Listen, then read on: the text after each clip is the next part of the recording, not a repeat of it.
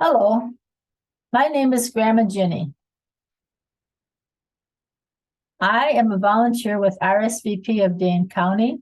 We're foster grandparents. We're old enough to be your grandparents or maybe great grandparents, and we still like to read books and do school type things. So today I'm going to read to you a story about a duck. And this story is called The Tale of Jemima Puddle-Duck. The Tale of Jemima Puddle-Duck. And it's written by Beatrix Potter. Beatrix Potter was a lady who lived in the country of England about 150 years ago. She had a big yard and a garden. She liked to draw. She liked animals. She liked to take care of nature. She liked to study the way the animals did their living and their working. And she also liked to write stories. So this story and these pictures are all done by the same author, Beatrix Potter. And we're going to read this now. What a funny sight it is to see a brood of ducklings with a hen. Duck, duck, duck, and then here's a hen.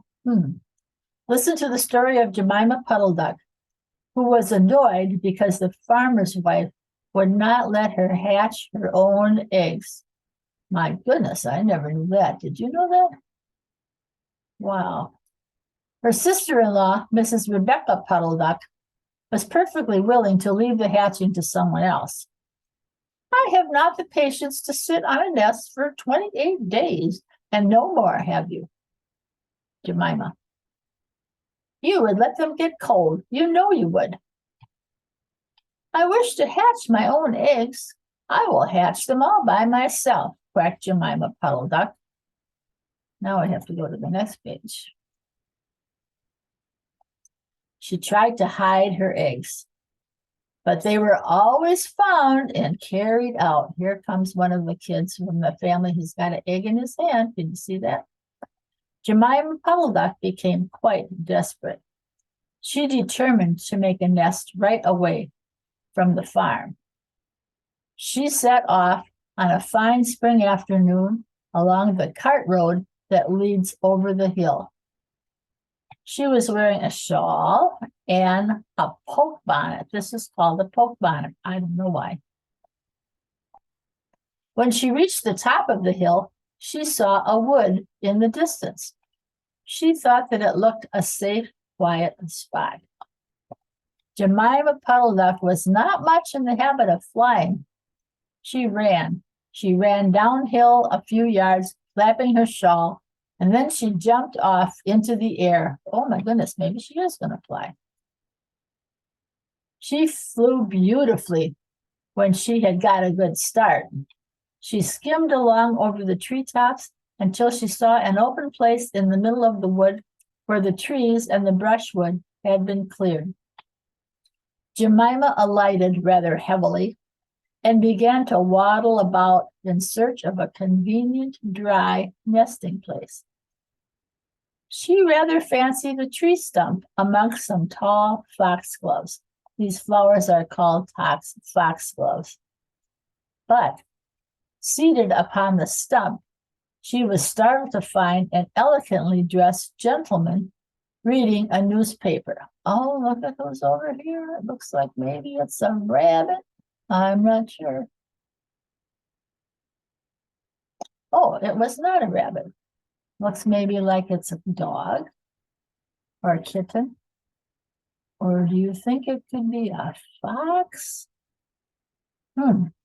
He had black prick ears and sandy-colored whiskers.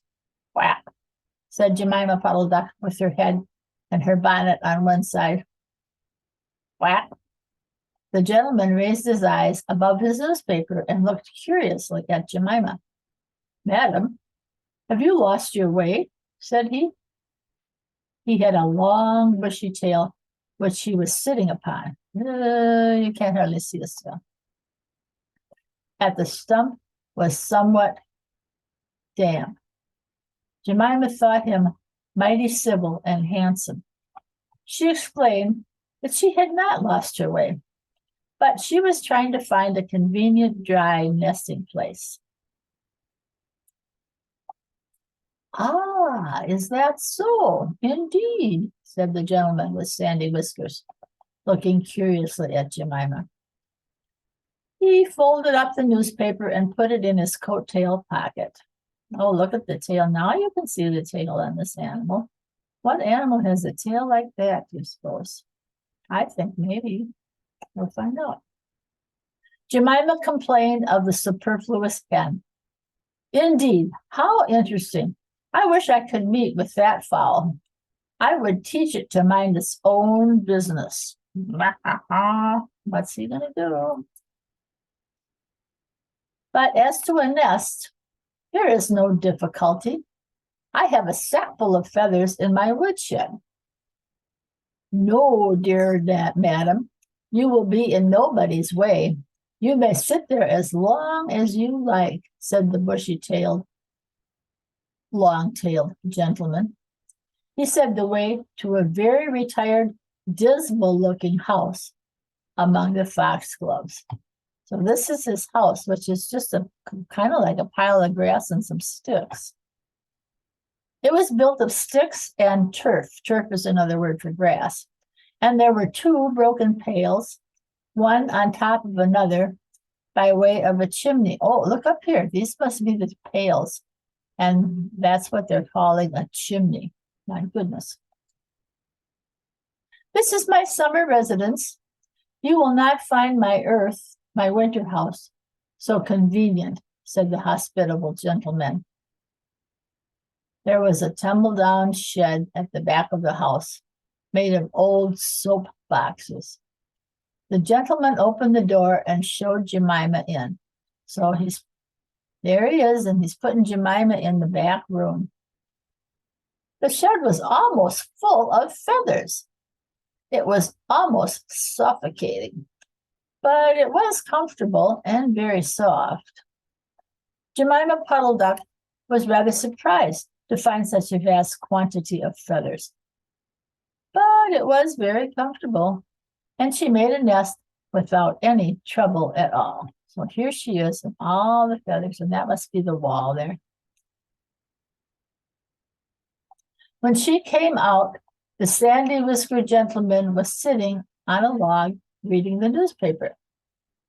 At least he had it spread out, but he was looking over the top of it. He was so polite that he seemed almost sorry to let Jemima go home for the night. He promised to take great care of her nest until she came back again the next day. He said he loved eggs and ducklings. He should be proud. He would be proud. No, he should be proud. He said he loved eggs and ducklings. He should be proud to see a fine nestful in his woodshed. Oh, look at here. Jemima Puddle-Duck came every afternoon. She laid 9 eggs in the nest. They were greeny white and very large. The foxy gentleman admired them immensely. He used to turn them over and count them when Jemima was not there. At last, Jemima told him that she intended to begin to sit next day. I will bring a bag of corn with me so that I need never leave my nest until the eggs are hatched. They might catch cold, said the conscientious Jemima. Now, birds have to keep their eggs warm until the eggs crack and the babies come out. The eggs have to be warm so the birds sit on the nests, whether they're ducks or robins or whatever kind. Madam, I beg you not to trouble yourself with the bag. I will provide oats. But before you commence your tedious sitting, I intend to give you a treat. Let us have a dinner party all to ourselves. May I ask you to bring up some herbs from the farm garden to make a savory omelet, sage and thyme, mint and 2 onions, and some parsley. I will provide lard for the stuff, lard for the omelet, said the hospitable gentleman with sandy whiskers. You know what an omelet has in it? An omelet has eggs in it. Jemima Puddle-Duck was a simpleton. Not even the mention of sage and onions made her suspicious. She went round the farm garden, nibbling off snippets of all the different sorts of herbs that are used for stuffing roast duck. Oh boy. Stuffing roast duck? And she waddled into the kitchen and got 2 onions out of a basket. The collie dog met her coming out. What are you doing with those onions? Where do you go every afternoon by yourself, Jemima Puddle-Duck? He's a cute doggy, isn't it? What do you think is going on? Jemima was rather in awe of the collie. She told him the whole story.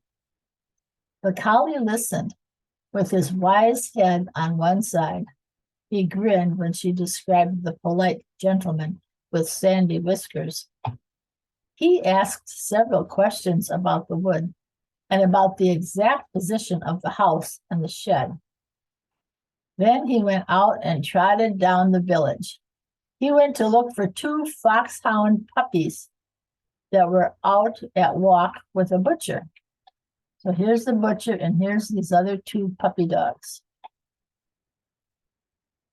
Jemima Puddle-Duck went up the cart road for the last time on a sunny afternoon. She was rather burdened with bunches of herbs and 2 onions in a bag. She flew over the wood and alighted opposite the house of the bushy, long-tailed gentleman. He was sitting on a log. He sniffed the air and kept glancing uneasily round the wood. So here he is, and that's kind of a little picture, but there they are. When Jemima alighted, he quite jumped. Come into the house as soon as you have looked at your eggs. Give me the herbs for the omelet. Be sharp. He was rather abrupt. Jemima Puddle-Duck had never heard him speak like that. She felt surprised and uncomfortable. She didn't much like this. I'm not comfortable with this.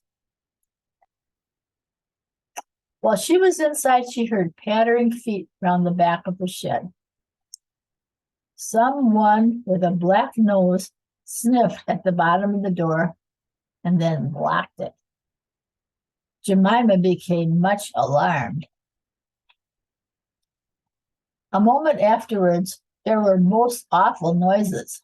Barking, baying, growls, howls, squealing, and groans. And nothing more was ever seen of that foxy, whiskered gentleman. Oh, look at this, the tail. He's running away. Presently, Cap opened the door of the shed, and out came Jemima Puddle-Duck. Unfortunately, the puppies rushed in and gobbled up all the eggs before he could stop them. He had to bite on his ear. Oh, excuse me. He had a bite on his ear, and both the puppies were limping. My goodness, they had quite a little fight with that long-haired, bushy-tailed gentleman. Jemima Puddle-Duck was escorted home in tears on account of those eggs. She lost the eggs. She laid some more in June, and she was permitted to keep them herself, but only 4 of them hatched. Well, she got 1, 2, 3, 4 baby ducks. Jemima Puddle-Duck said that it was because of her nerves, but she had always been a bad sitter. The end. So she tried to have her eggs in a good place, but it turned out to be, what do you think, a good place or a bad place? What do you think that animal was? Was he a fox? And what do you think he wanted to do with the eggs that she laid? Something to think about. So that's the end of our story for today. I hope that you liked it. I liked it. I think I'm going to read some more Beatrix Potter books, and maybe you'll find them here to look at and listen with me. Goodbye now, and thanks for listening.